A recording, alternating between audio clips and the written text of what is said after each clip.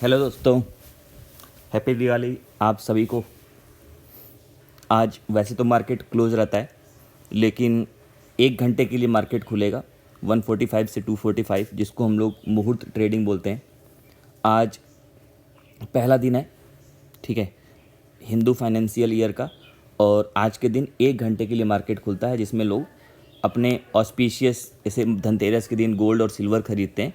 और वैसे ही आज के दिन लोग मुहूर्त के लिए बस क्या करते हैं कि शेयर्स खरीदते हैं, शेयर्स खरीदते हैं या बेचते हैं। एक ट्रेड, मिनिमम एक ट्रेड लेते हैं, मैक्सिमम आप चाहे जो ले सकते हो, ठीक है।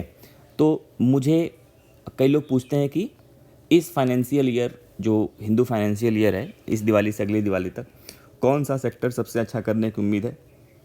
तो मुझे ऐसा लगता है कि सबसे अच्छा जो सेक्टर चलेगा वो है पीएसयू बैंक। अब उसके पीछे का रीज़न क्या है? उसके पीछे का रीज़न आपके सामने दिख रहा है, चार्ट, ठीक है। इसको अगर आप ध्यान से देखें, सबसे पहले इसका मंथली टाइम फ्रेम देखिए। तो यहाँ देखिए इस जगह पे, ठीक है, आपको इस पॉइंट पे देखिए, यहाँ इसने अपना ऑल टाइम हाई क्रॉस किया था, ठीक है। उस ऑल टाइम हाई को क्रॉस करने के बाद वहाँ से ये 35% का रन दिया, ठीक है, ऊपर की तरफ 35% का रन दिया। उसके बाद इलेक्शन डे पे, क्योंकि बीजेपी की डिफीट हुई थी उस दिन, और ऐसा माना जाता था कि बीजेपी डिफीट नहीं हुई थी, मतलब अच्छी विक्ट्री नहीं हुई थी, तो उसके बाद से जो पीएसयू सेक्टर है वो थोड़ा सा डाउन टर्न में चला गया था, ठीक है, वो नीचे की तरफ चला गया था। 20 ऊपर से अगर आप देखेंगे तो 28-30% का इसने करेक्शन दिया, ठीक है। उसके बाद ये सेक्टर फिर से अब ऊपर की तरफ जा रहा है, ठीक है, फिर से ये देखा जाए तो अच्छा परफॉर्म करने की कोशिश कर रहा है। पिछले 6 महीने का सबसे बेस्ट परफॉर्मिंग सेक्टर है पीएसयू बैंक और कैपिटल मार्केट, दो सेक्टर्स जो हैं वो सबसे स्ट्रांग परफॉर्म कर रहे हैं, ठीक है। और अगर आप देखें वीकली में, देखिए वीकली में आपको अच्छा स्ट्रांग रीजन दिखेगा खरीदने को, ठीक है। आपको भी कॉन्फिडेंस आएगा कि ये सेक्टर जो है वो बहुत अच्छा कर सकता है, ठीक है। क्या रीजन है वो देखिए, यहाँ पे एक पैटर्न मैं आपके सामने बनाता हूँ, आप देखिएगा, ये देखिए, ठीक है, कौन सा पैटर्न है ये, ठीक है, ये है inverse head and shoulder pattern. Inverse head and shoulder pattern जो होता है ये बुलिश होता है। ये कैसा पैटर्न होता है? ये बुलिश पैटर्न होता है, ठीक है। और इसमें बोला जाता है कि अगर चार्ट जो है इस नेक लाइन को ब्रेक करे, ये जो नेक लाइन आप देख रहे हैं ये, अरे ठीक है, इस नेक लाइन को अगर ये ब्रेक किया जाए यहाँ से, ये जो नेक लाइन है, ये नेक लाइन अगर ब्रेक होती है, ठीक है, तो इन्वर्स हेड एंड शोल्डर का जितनी डेप्थ है, जितना नीचे तक गया था वो उतना ही ऊपर तक जाता है एटलीस्ट, ठीक। तो ये ऐसा पैटर्न है जिसका सक्सेस रेट बहुत ज़्यादा है, ठीक है।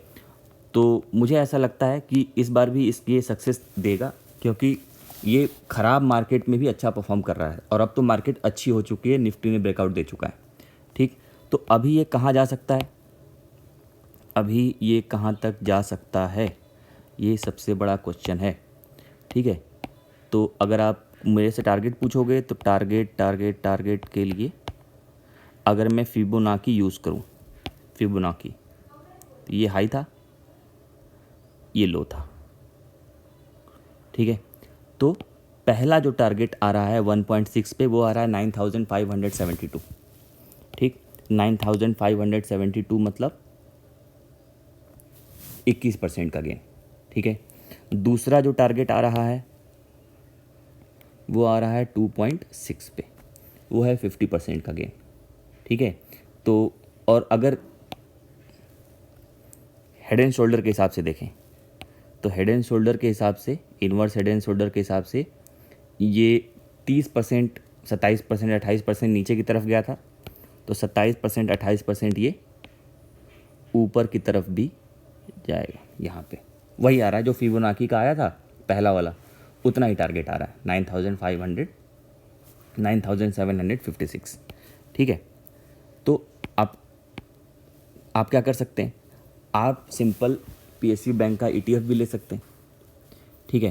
पीएसयू बैंक का ईटीएफ अगर आपको ले सकते हैं तो बहुत अच्छी बात है, उसमें सारे PSU बैंक कवर हो जाएंगे। अगर आपको कोई इंडिविजुअल PSU बैंक लेना है तो अगर आप कुछ पॉपुलर PSU बैंक का कैंडल देखें तो देखिए ये रहा कैनरा बैंक। इसकी भी मैंने एनालिसिस कर रखी है अपने चैनल पे, जिसको आप जाके देख सकते हैं। ठीक है, इसमें भी देखिए वही सेम पैटर्न बन रहा है। ठीक है, वही inverse head and shoulder pattern बन रहा है। और ये भी PSU बैंक तो क्रॉस कर चुका है, लेकिन ये अभी क्रॉस नहीं किया है, इसको अभी क्रॉस करना बाकी।